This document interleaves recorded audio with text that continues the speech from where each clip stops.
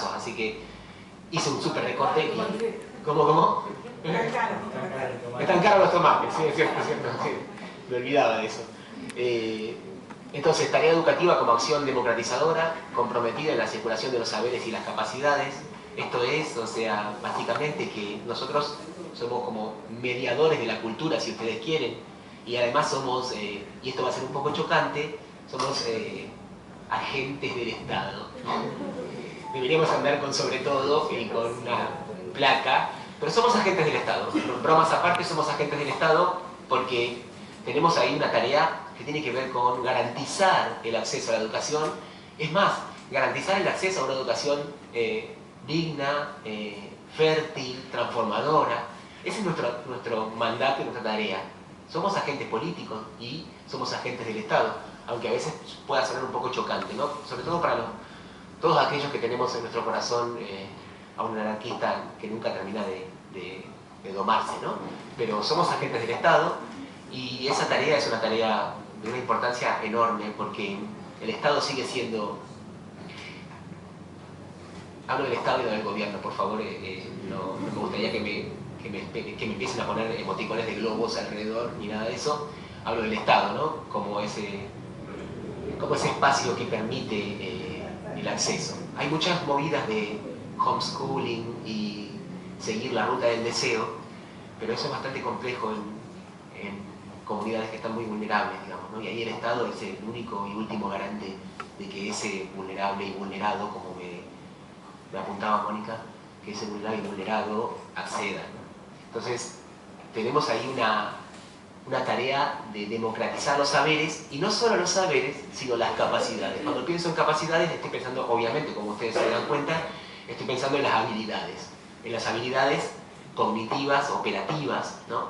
Lograr que ese otro instale en su sistema operativo una serie de habilidades que le permitan ser menos hackeable. Miren lo que les digo, miren cómo voy bajando mis niveles de pretensión, que les permita ser menos hackeables. Harari dice, el humano es hackeable. ¿Para qué votamos que elija Google a los gobernantes si somos hackeables? Si nos neuroprograman para ir como conejos detrás de zanahorias, digamos, ¿no? Entonces, la educación puede ser una oportunidad para que nosotros podamos sofisticar nuestro sistema operativo, hacerlo más sofisticado, ser menos hackeables, demorar el pensamiento. Voy a decir dos cositas ahora sobre la demora. No sé cómo vengo con el tiempo, si vengo demorado, pero hablando de la demora, ¿no?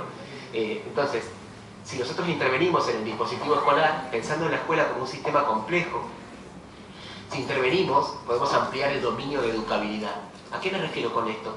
En la visión tradicional, la educabilidad era un atributo que cortaba el sujeto. ¿El sujeto era educable o no era educable? Y ahí aparecen las metáforas de es un burro, no le da la cabeza, no le llega agua al tanque, y otras delicias que uno va escuchando en tantos pasillos de tantos lugares, ¿no? No le da la cabeza. Eso es lo que se conoce como un dispositivo de clausura. Ese otro ya no tiene oportunidad frente a mí, que lo considero un bárbaro, digamos, ¿no? Entonces, tradicionalmente se pensó la educabilidad como algo que portaba el sujeto. Vaquero, que es una persona enormemente lúcida, piensa que la educabilidad tiene que ver con una convergencia entre experiencias vitales del sujeto, dimensiones socioeconómicas y el dispositivo escolar. En ese cruce de variables se juega el ámbito de la educabilidad. O sea que no es algo que el sujeto porta y que si no logra cumplir con las expectativas es por su propio déficit. Tenemos que repensar qué tipo de dispositivos escolares estamos construyendo. Si seguimos pensando en un formato del siglo XIX para un estudiante que es del siglo XXI, digamos, ¿no? Y ahí hay una alarma que se enciende. Tenemos que pensar en los dispositivos escolares y tenemos que pensar qué podemos hacer con nuestras intervenciones. ¿Se caen las paredes? Sí. ¿Se caen los revoques? Sí. ¿Nos falta agua caliente? Sí. ¿Nos faltan estufas? Sí, sí, sí, sí. Y yo no digo que dejemos de reclamar eso. Lo que digo es, ahora, acá, a mi mano, ¿cuáles son las intervenciones que yo puedo llevar adelante? ¿Cuáles son las reconfiguraciones que puedo hacer de mi propia práctica, de mi praxis, digo, en esa trinchera que es el aula? ¿Cómo puedo intervenir? ¿Cómo puedo hacer para que ese no educable, ese que es expulsado por un formato más bien tradicional o más bien un formato que solamente legitima los atributos y las bondades que cada uno porta, cómo pensar en otros formatos posibles para que se vuelvan educables los no educables? ¿Cuáles son las tecnologías que pongo en juego? El braille como tecnología educativa hace que el ciego devenga educable, y eso es una intervención de un dispositivo que amplía el dominio de educabilidad. Educabilidad no pensada como un atributo del sujeto, por ejemplo, ser simpático, etc., ¿no?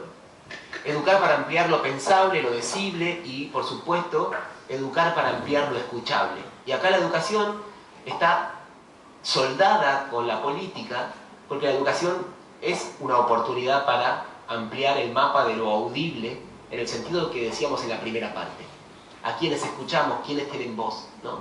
Y ni siquiera estoy hablando de hablar por el otro, sino de militar por un espacio donde el otro sea audible, que es bastante distinto, ¿no? Porque si no, nos pasa lo que decía Freire. Cosificamos al otro, decía Freire, ¿no? Si yo quiero salvar al otro, lo convierto en un jarrón que estoy sacando de un incendio. Sos una cosa y no tenés biografía, no tenés trayectoria, no tenés esperanza, no tenés saberes, que el otro siempre tiene saberes, ¿no? Y ahí también tenemos que pensar cómo siempre hablamos del aprendizaje significativo. En nuestras discusiones teóricas lo hablamos, ¿no? ¿Y qué pasa en el aula? O sea, ¿qué pasa con esos ejemplos que a veces nos parecen absurdos o que están expulsados de la academia? ¿Qué pasa con esos aportes que hacen los niños y las niñas? Muchos nenes y nenas que están pidiendo plata en los semáforos saben dividir perfectamente a la hora de repartir las monedas, pero van a la escuela y fracasan en matemáticas. Son bochados. ¿Qué pasa ahí con esas nenas y esos nenes que tienen habilidades para dividir, para usar fracciones? En la praxis, digo, de repartir lo recaudado en el día, lo reparten de manera equitativa. ¿Cómo hacen si no saben dividir? Ahí tenemos que repensar cómo valoramos esos saberes que el otro trae para construir una interfaz, porque si no está la idea del puente, digamos, ¿no? De cosas que están islas conectadas por puentes. ¿Por qué no pensamos en una interfaz? Y otra vez acá hay una disputa por metáforas, ¿no? Una interfaz que permita operaciones, comunicaciones, ¿no? Escuela como espacio de demora del pensamiento, de desaceleración y resistencia a la lógica de la mercancía. Acá pensaba leer una cita de Méliès, pero bueno, no importa, dejé el libro lejos y no importa, Méliès está presente igual en lo que estoy diciendo. ¿Por qué digo que la escuela debería ser un espacio de demora del pensamiento? Sobre todo estoy pensando ahí en la exigencia de productividad, y estoy pensando ahí en la recompensa inmediata, en la satisfacción inmediata con el mínimo esfuerzo, con una lógica que opera en el orden de lo social, ¿no? Y que la escuela debería ser un espacio para demorar el pensamiento, para pensar en una temporalidad, si ustedes quieren. No solo en el sentido de respetar los tiempos de aprendizaje de los otros, que es algo que tenemos que tener en cuenta siempre, todo el tiempo. Nosotros siempre decimos que respetamos los tiempos de aprendizaje que son diferentes, pero damos una única actividad para todos igual, y el que no cumplió, bueno, un 1, y era miércoles, ¿no? Y entonces ahí hay como un timbre que está sonando, digamos, ¿no? ¿Qué estamos haciendo? ¿Y por qué pienso que es un espacio de resistencia a la lógica de la mercancía?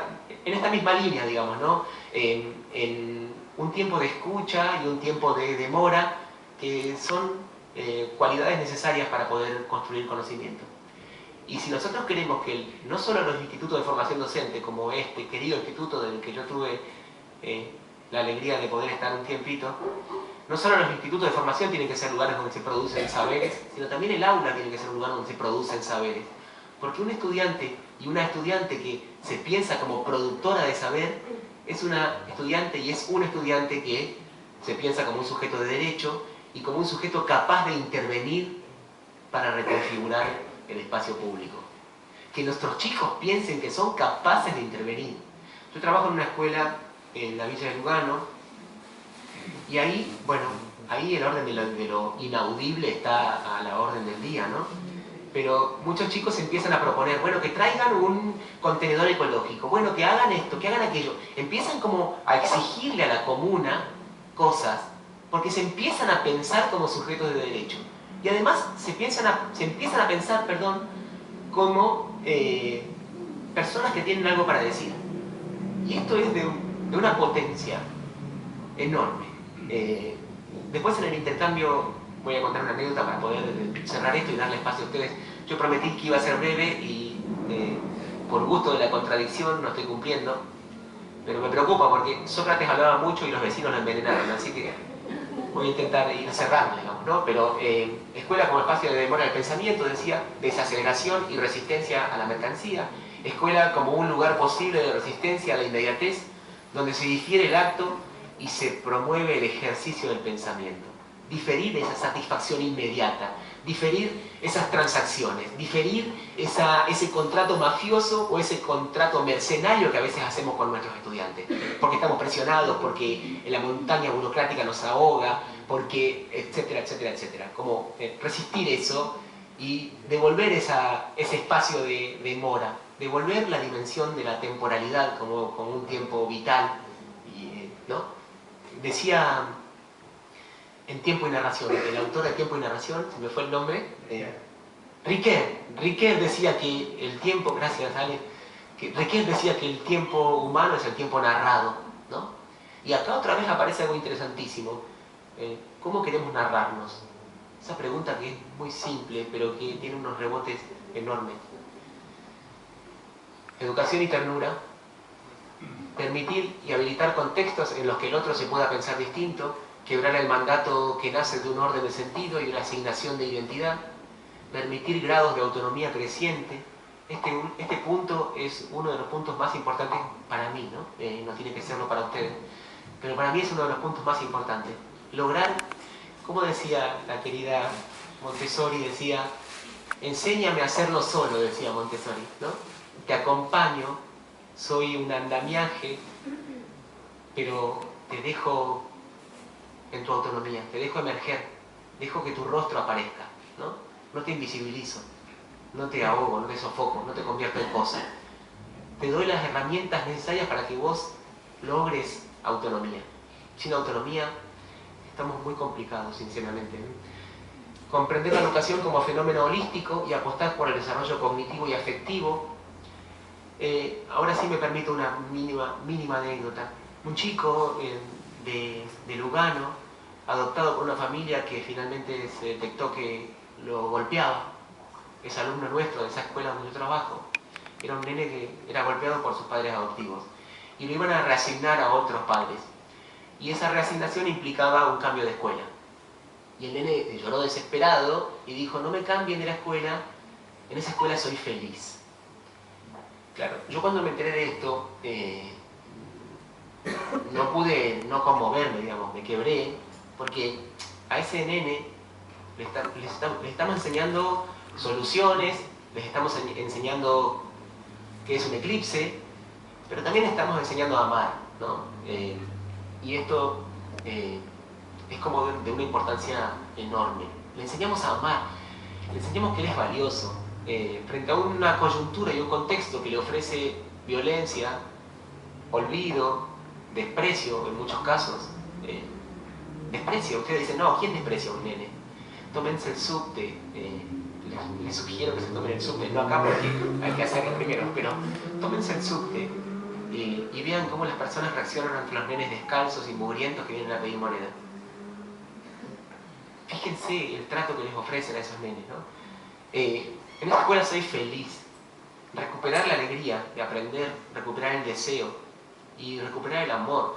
Yo no quiero caer en una zona de cursilería, pero enseñar a amar a ese otro también es una de nuestras tareas, ¿no? Y es una tarea que yo creo que es de una importancia vital, ¿no? Construir formas de habitar el espacio escolar que valoren la palabra y la escucha, y esto tiene que ver con esa demora, esa desaceleración, y cuestionar las fronteras.